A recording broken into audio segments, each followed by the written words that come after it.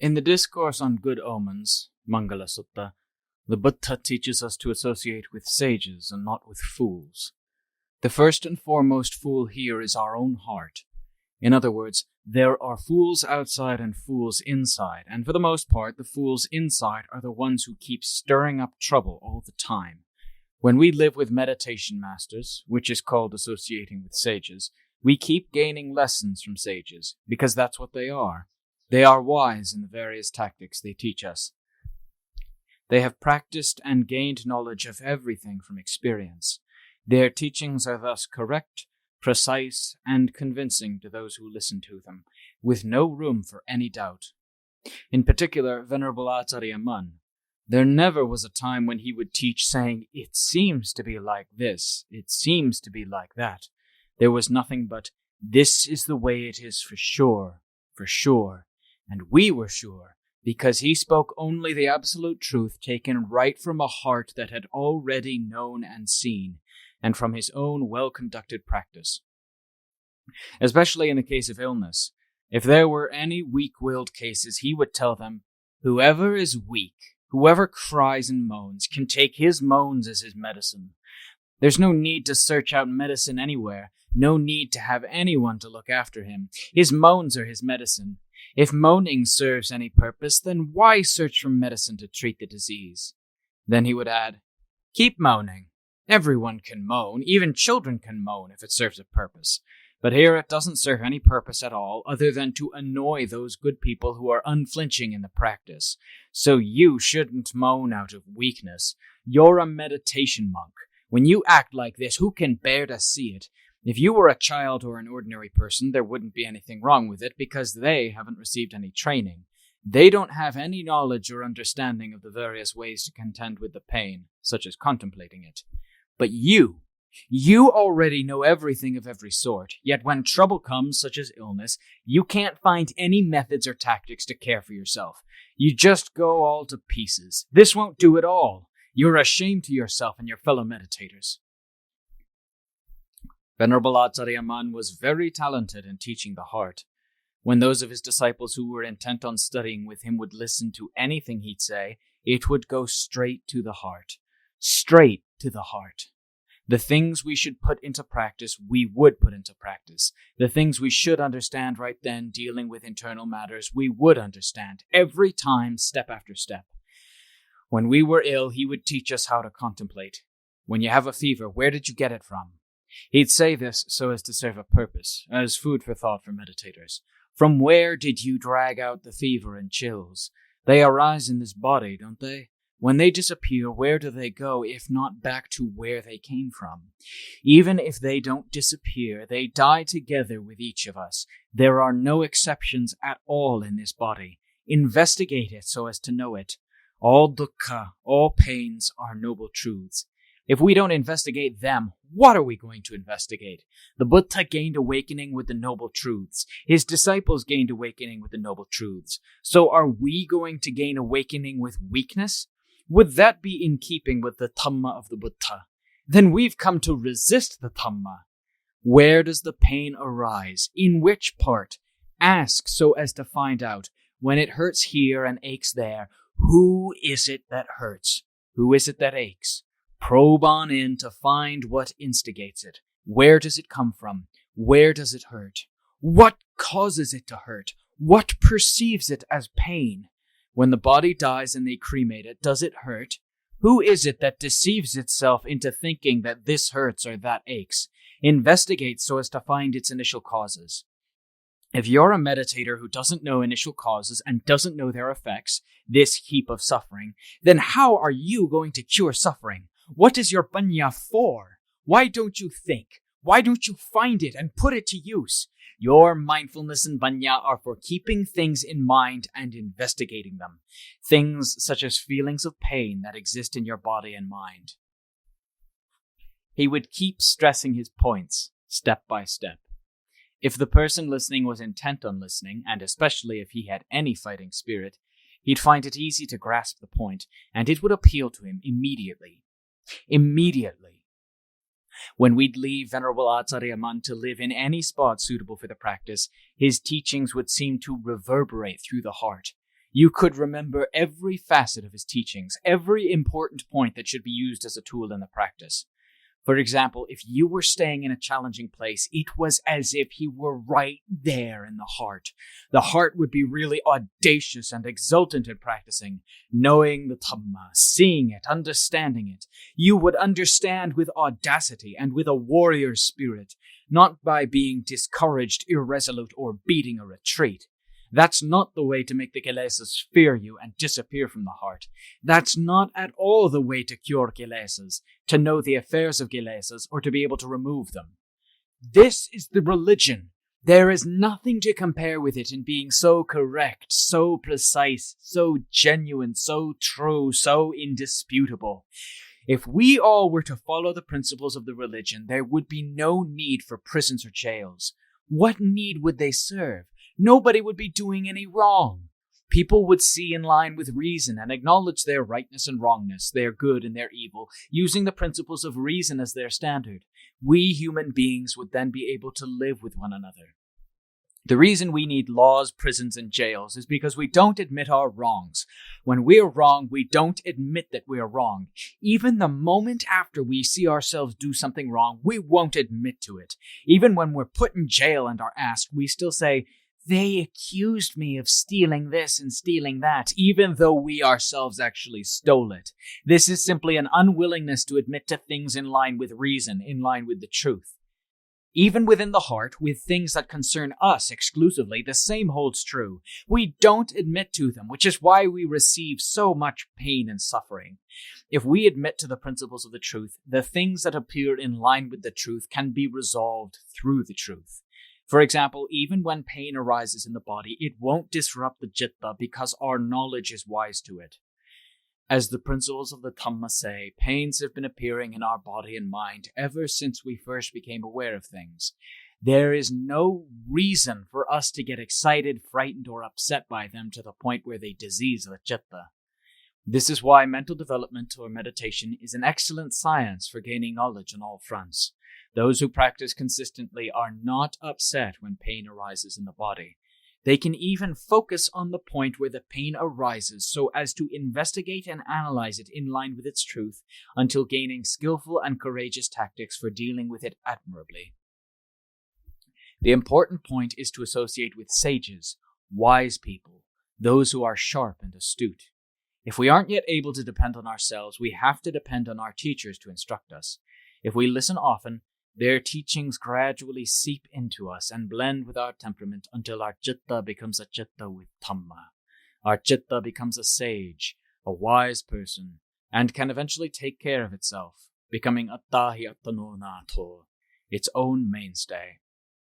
So in every activity where we aren't yet capable, we first have to depend on others. In living with those who are good, we are bound to find peace and happiness. Our traits come to mesh with theirs. This is important, until our own traits become good and admirable as well. It's the same as if we were to associate with bad people. At first we aren't bad, but as we associate with them for a long time, our traits blend themselves with theirs until we become bad without being aware of it. When we are fully bad, this makes us even more blind. We feel that we've become even better. No one else can push us around. Otherwise, our goodness will jump into action. The goodness of a bad person, an evil that wise people everywhere fear. Bad people and good people, evil and good. These things get turned around in this way. Bad people thus can't see the truth that they are bad, and so flatter themselves into thinking, "I'm good, I'm smart, I'm clever, I'm one of the most renowned operators around." That's how they twist things. For this reason, associating with meditation masters, with sages, is important for anyone who is striving to become a good person, who is hoping to prosper and be happy, because sages will teach us often. Their manners and deportment that we see day after day will gradually seep into and nurture our cittas. We can hold to them continually as good examples, for everything they do, in every way, is all Dhamma. Especially if they're people devoid of kilesas, then there is nothing to compare with them. Like Venerable Acharya Man, I'm certain that he was devoid of kilesas. After hearing the Dhamma from him, I had no doubts. He himself never said that he was devoid of kilesas, He never said that he was an arahant or anything, but he would say it in his ability to explain the true Dhamma on every level in a way that would go straight to the heart and erase all doubt for all those who came to study with him. This is why I can dare to say unabashedly that Venerable Acharya Manpuri Dattatthera is one of the important arahants of our day and age, an age in which arahants are exceedingly rare because it's an age sadly lacking in people practicing the Dhamma for the sake of arahantship. Instead, we practice to eliminate arahantship by amassing all kinds of miscellaneous kilesas. This holds for all of us, so no one is in a position to criticize anyone else. Let's return to the subject of feelings. To investigate feelings of pain is very important. This is something I learned from Venerable Acharya Man. He took this very seriously whenever any of the meditators in his monastery became ill. Sometimes he would go himself and ask, "How are you contemplating your illness?" Then he'd really emphasize the Dhamma. Go probing right there. Wherever there's pain, investigate so as to see the truth of the pain. He'd teach how to investigate. Don't retreat. To retreat is to enhance the pain. To be a warrior, you have to fight using panya.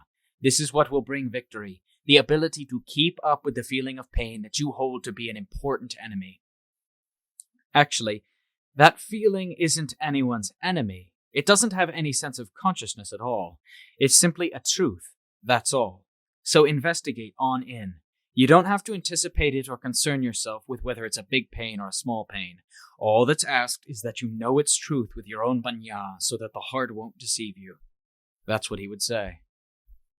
Actually, our heart is deceit incarnate, because that which deceives is within the heart and fools the heart into making assumptions and interpretations. Stupidity has an easy time believing lies. Clever people have an easy time deceiving stupid people. Deceit has an easy time fooling stupidity. The cleverness of the kilesas gets along well with our own stupidity. This is why the Dhamma teaches us to ferret things out, to investigate down to their truth, and then to believe in line with that truth. This is our means of gaining victory step by step. Ferret out the pains that are always with you so as to see them. Don't run away from them. Whether they're big or small, investigate right there. Investigate right there. If you're going to concentrate right there. When you are investigating its causes, no matter how great the pain, keep probing in. The thing we call pain, what does it depend on as its foundation? It depends on the body as its foundation. It depends on our attention as its means of flaring up.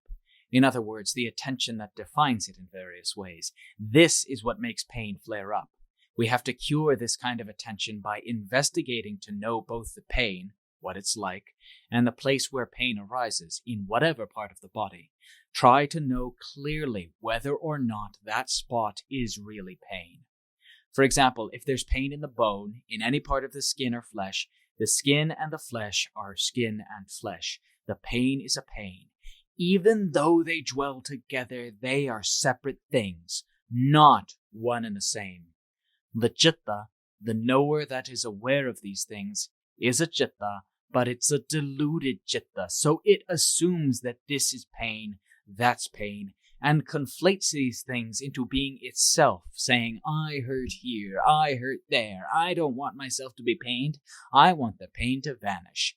This desire is a kilesa that encourages pain and suffering to arise. The heart is pained. The feeling of pain in the body is pain. The pain in the heart flares up with that pain because it wants it to follow the heart's desires. These things keep feeding each other. This is our own stupidity, loading us down with suffering. To be intelligent, we have to investigate, to watch the feeling of pain in the heart. What does it come from? What does it depend on? It depends on the body. Which part of the body? From what spot in the body does the pain arise? Look at the body and the feeling. Are they one and the same thing? What kind of shape and features do they have? The feeling doesn't have any shape or features or a posture of any kind. It simply appears as a feeling of pain. That's all. As for the body, it has a shape, a color, and complexion, and it stays as it was before the pain arose. When the pain arises, it stays just as it was. Actually, the pain is something separate from this. It simply depends on a malfunction of the body to arise. The citta is what takes notice of it. If the citta has any panya, it should notice in line with its truth. The citta then won't be affected by it. But if the citta is deluded, it latches onto the pain. In other words, it pulls that pain in to be itself, and then wants that pain, which it says is itself, to disappear. This is why we can't analyze it. Once the pain is ourself, how can we separate it out? If it's simply a pain, a separate reality, then the body is a separate reality. They aren't one and the same. Each one exists separately. Each is a separate reality in line with its nature. Only when our awareness is like this can we analyze things. But as long as we see the pain as ourself, then we can analyze it all day long and not get anywhere. Because once we hold that this is myself, how can we analyze it? We haven't separated these things with panya, so we have to keep holding on to them as ourself. When the khandhas and the citta blend into one, we can't analyze them. But when we try to use mindfulness and panya to investigate to see the truth of these things, that each exists separately, each has its separate reality, which holds true for us and for everyone else, and this realization goes deep into the heart, then the pain gradually fades away.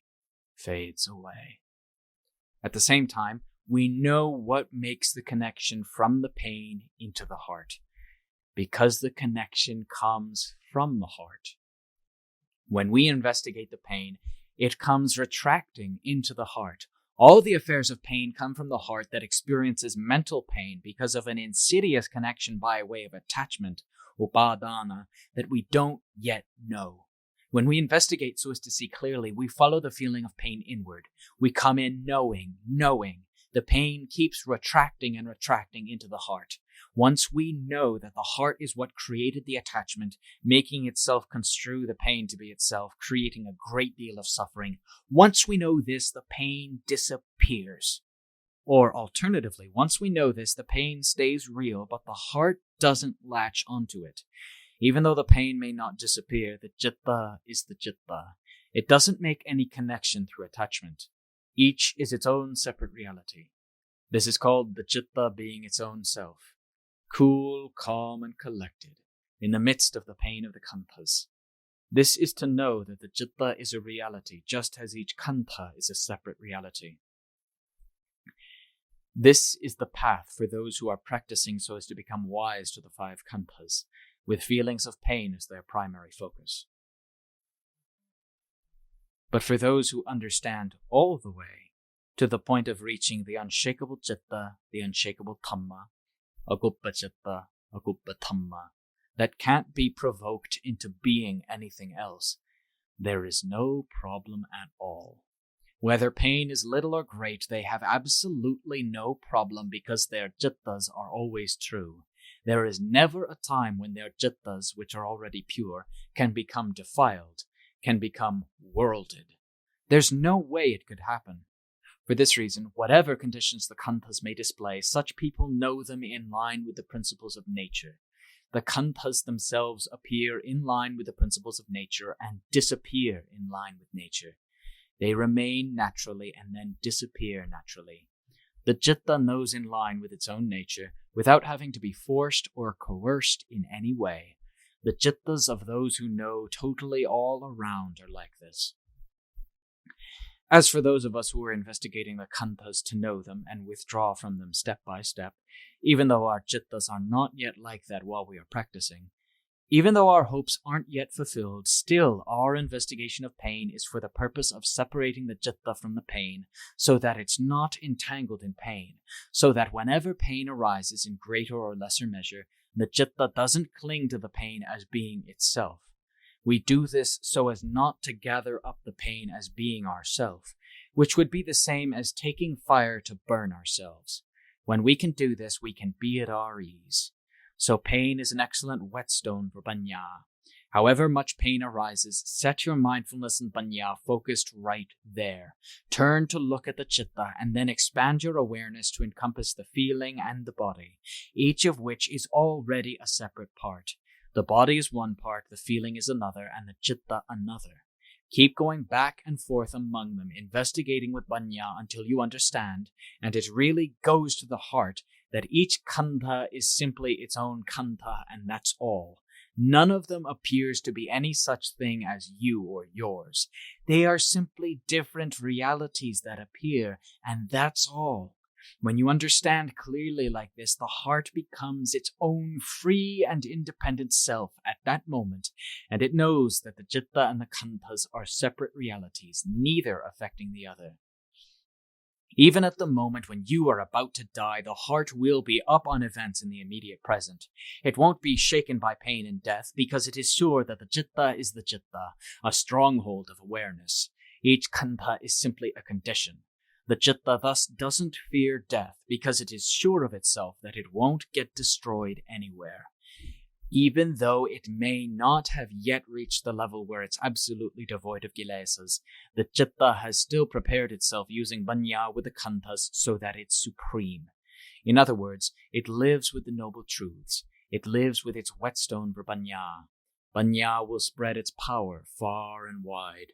The heart will grow more and more radiant, more and more courageous, because panya is what cleanses it. Even if death comes at that moment, there's no problem.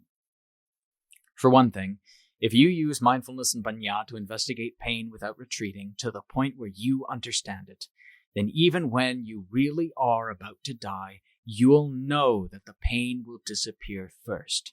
The citta won't disappear. It will revert into itself, knowing exclusively within itself, and then pass on at that moment. The phrase mindfulness lapses doesn't exist for a person who has practiced the Dhamma to this level.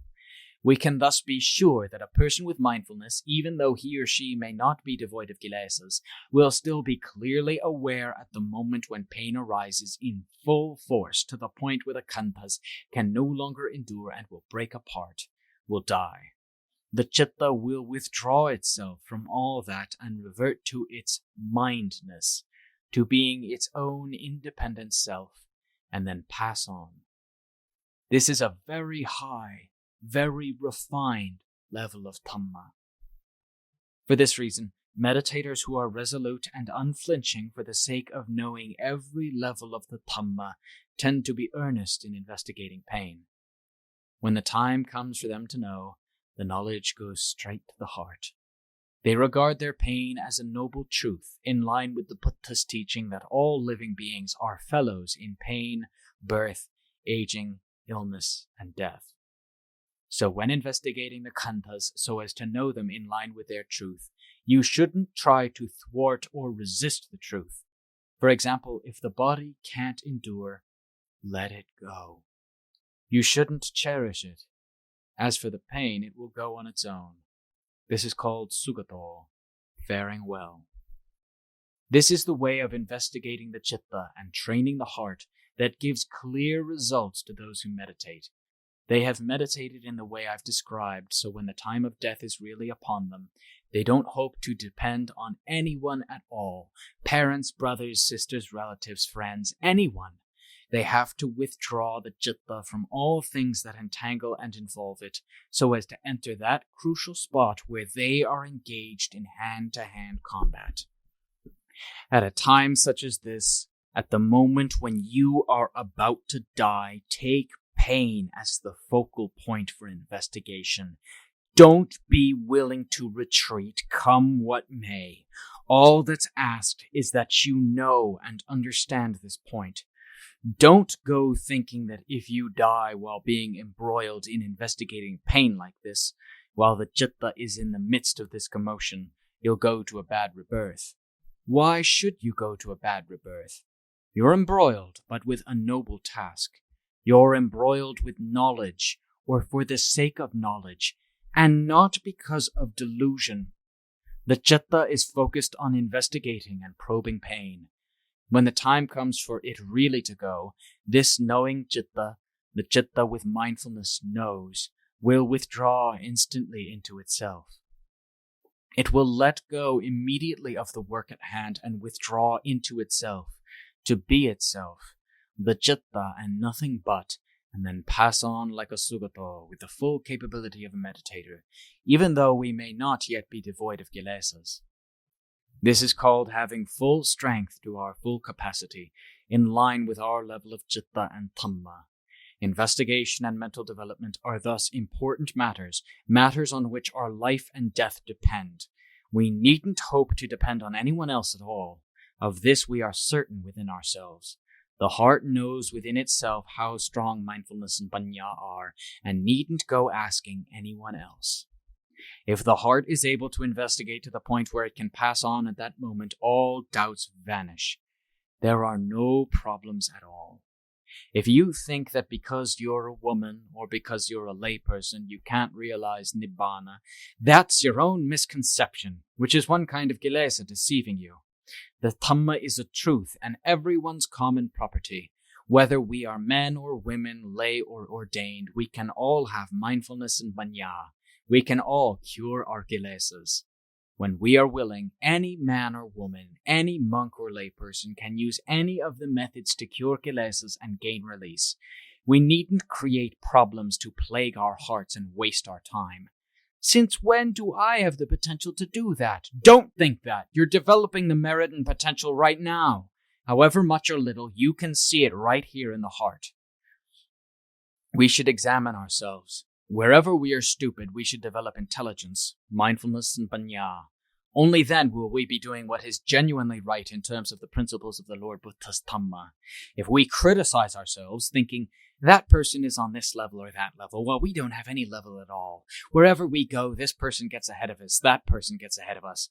Actually, nobody is getting ahead of us except for the kilesas that get ahead of us and deceive us into feeling inferior and depressed, into thinking that we have only a little potential. That's simply a misconception aimed at making us discouraged and self-pitying, because kilesas are looking for a way to kill us without our realizing it. We shouldn't think in those ways. We are full of potential, all of us, and why shouldn't we be? We're meditators. We're all devoted to making merit. Potential isn't something we can set out on the market to compete with one another. Every person has potential within him or herself. We are taught not to belittle one another's potential. Even with animals, we're taught not to belittle them.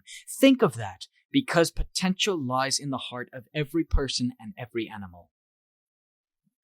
So when curing kilesas, you needn't waste your time thinking those things. They'll simply ruin your morale and your resolve. To think, I'm a worthless woman, a worthless man, a worthless monk, a worthless layperson. I don't have any paths or fruitions at all. Other people have them, but I don't. I'm ashamed to show them my face. These are wrong thoughts that will spoil your resolve in developing the various forms of goodness. The right way to think is this. Right now, I'm making an effort with mindfulness and panya to cure kilesas and to develop what is good and meritorious step by step, which is the direct way to develop my perfections, barmi. I have the potential. I was born in the midst of the Buddha's teachings and have developed the potential and the perfections to my full capacity all along up to the present. Women can have mindfulness and panya just like men, because women and men both have kilesas, and kilesas are cured with mindfulness and panya, backed by persistent effort, both by men and by women. And where do they have kilesas? They both have kilesas in the heart. When mindfulness and panya are complete, women and men can both pass over and beyond, with no question of their having to be ordained.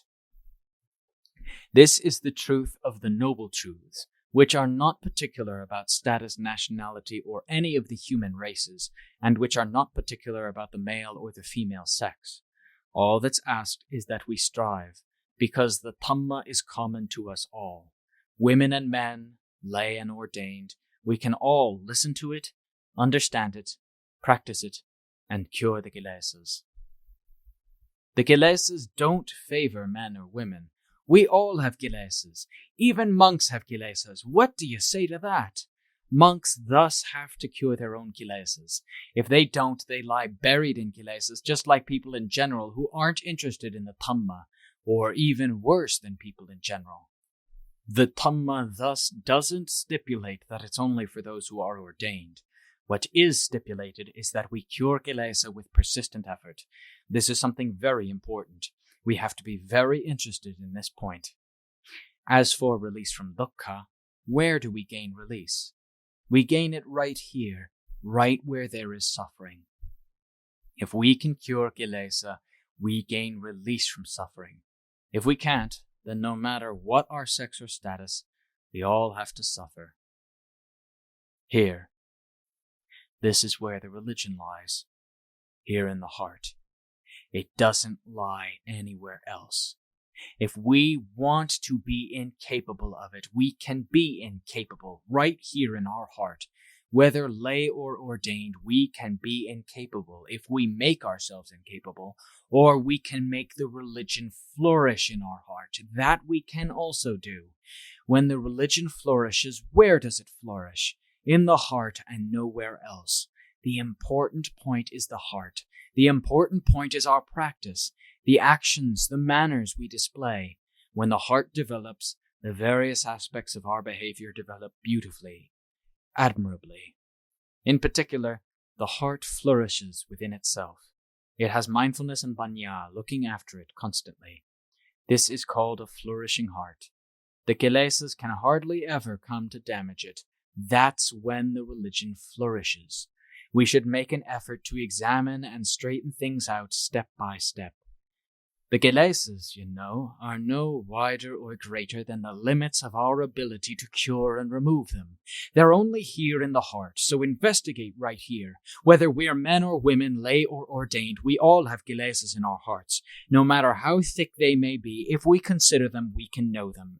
They're like darkness. Even though darkness may have existed for aeons, all we have to do is turn on a light, and the darkness disappears completely. The darkness doesn't have any way to brag, saying, I've been dark for aeons, so there's no way that this puny light can chase my darkness away. When the causes are ready, the darkness has to disappear completely, and brightness appears in its place. Even though the darkness may have existed for aeons, it all vanishes in that instant. Even though the kilesas may be thick and may have been lording it over our heart for a long time, we should investigate them thoroughly with mindfulness and panya. When mindfulness and panya are capable, they immediately become all around. The kilesas, even though they may have been in the heart for aeons, will immediately disintegrate in the same way that the darkness that had existed vanishes as soon as a light is lit. Brightness arises instead, through the power of mindfulness and panya. Within the heart it is dazzlingly bright at that moment with Dhammo Padipo, the light of the Dhamma. This is all there is. This is the important point we have to investigate. Be sure to see it. The religion is marvelous. Where is it marvelous? The religion flourishes. Where does it flourish? The Buddha says to gain release from dukkha. Where is it gained? It exists only here in the heart. To analyze it, there are the Four Noble Truths: dukkha, its origin, its cessation, and the path. 1. Dukkha. We know it's dukkha because we aren't dead. 2. The origin of dukkha, samudaya. This is what fosters or produces dukkha. What forms does it take? We're taught craving imbued with passion and delight, relishing now here and now there. That is, craving for sensual pleasure, craving for becoming, craving for non-becoming. This we know. Whatever the citta may love or crave, we should try to straighten it out. It loves and craves the 5 khandhas, and especially the 5 khandhas that it says are me. So try to become wise to these things, step by step. And then there's more love and craving. Love and craving for the citta, attachment to the citta, cherishing the citta. So straighten out the citta. Wherever it feels love, that's where kilesa is. Keep going in, straightening things out until you've reached the truth. Then the heart will have no love or hate because they are all gone. The kilesas are all gone. The citta has no love, no hate, no anger. It's a pure principle of nature within itself. This is the nature we truly want. 3. Investigating for the sake of Dhamma. This is the path, magga. with mindfulness and panya its important factors. 4. The cessation of dukkha, nirodha. Dukkha stops step by step until the path is fully capable, and nirodha stops all dukkha in the heart without leaving a trace. When nirodha has finished stopping dukkha, that which knows that dukkha has stopped and kilesa has stopped, that which knows is the Pure One. This Pure One lies beyond the Noble Truths as a marvelous, extraordinary Dhamma. The Noble Truths are activities, conditions, conventions. Even nirodha is a convention. It's the activity of stopping dukkha. It's a conventional reality. When dukkha is completely stopped, nothing remains. All that remains is an entirely pure awareness. This is not a noble truth. It's the purity of the citta. If you want, you can call it nibbana. There's nothing against calling it whatever you want. When we reach this level, there are no conflicts, no disagreements with anyone at all. We don't conflict with ourselves. We don't conflict with anything. Our knowledge is wise to everything, so we can say what we like. There are no problems at all. All I ask is that you know this marvelous, extraordinary Dhamma. Its excellence exists of its own accord, without our having to confer titles. This, then, is the genuine religion. Probe right here. Probe on in. When in the practice of the religion we come to know, we'll know right here. If the religion is to flourish, it will flourish right here. The Buddha, in teaching the beings of the world to gain release from suffering, taught right here. And release is gained right here, nowhere else. We qualify as beings of the world and lie within the net of the Buddha's teachings. We're in the Buddha's following. Each of us has the right to practice and remove kilesa so as to go beyond suffering and dukkha. All of us in the 4 groups of the Buddha's following, Parisa, have the right to realize ourselves and reach Nibbana. So, I ask that you contemplate, investigate, be brave in fighting the things that should be fought within the heart. Develop courage. Develop mindfulness and panya until they are sufficient. Search for various tactics for probing. These we should develop within ourselves. To probe on our own is the right way. It's our own wealth. Teachers lend us bits and pieces, which are merely fragments to serve as hints, or as leads for us to contemplate so that they'll grow and branch out into our own wealth. Any Dhamma that's a wealth coming from our own tactics, that's truly our own wealth. We'll never exhaust it. If we can think and probe cunningly in removing kilesas until they fall away completely, using the tactics we develop on our own from the ideas our teachers lend us as starting capital, that's our own Dhamma. However much may arise, it's all our own Dhamma. What we derive from the texts is the Buddha's, and we borrow it from him. What we get from our teachers, we borrow from them. Except when we are listening to them teach and we understand the Dhamma and cure kilesa at that moment. That's our wealth while we are listening. After that, we take their tactics to contemplate until they branch out through our own ingenuity. This is our own wealth, in terms both of the causes, our contemplation, and of the outcome, the satisfactory results we gain step by step, all the way to release from suffering and dukkha. And that's entirely ours. It stays with us, and no one can come to divide up any of our share at all. This is where the excellence becomes excellent. It doesn't become excellent anywhere else. So try to find the excellence, the peerlessness that lies within you by striving and being energetic. Other than this awareness, there's no excellence at all. But at present, the heart is concealed by things that are filthy and worthless, and so it too has become something that lacks its proper worth. Right now, we are washing it, peeling away the various kinds of kilesa, step by step. When we have used our full strength to peel them all away, until there aren't any left in the heart, then the heart is fully pure. Excellence appears here in this heart, and so the excellence is excellent right here. We don't have to search anywhere for anything more. for we have fully reached the land of enough. So then, I'll ask to stop here.